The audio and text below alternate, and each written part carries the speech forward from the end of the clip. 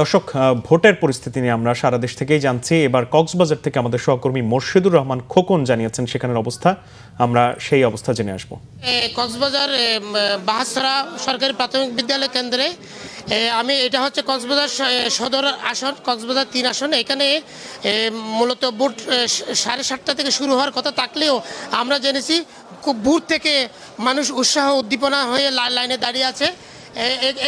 কিছুক্ষণ আগে এই কেন্দ্রে এখানকার যিনি প্রার্থী কক্সবাজার সদর আসনের লুৎফুর রহমান কাজল, তিনি একটু আগে ভোট দিয়েছেন। তিনি আমাদেরকে জানিয়েছেন ভোটের পরিবেশ অত্যন্ত ভালো, মানুষ দীর্ঘদিন ধরে ভোট দিতে পারে নাই, ভোটের আগ্রহ হারিয়ে ফেলেছিল।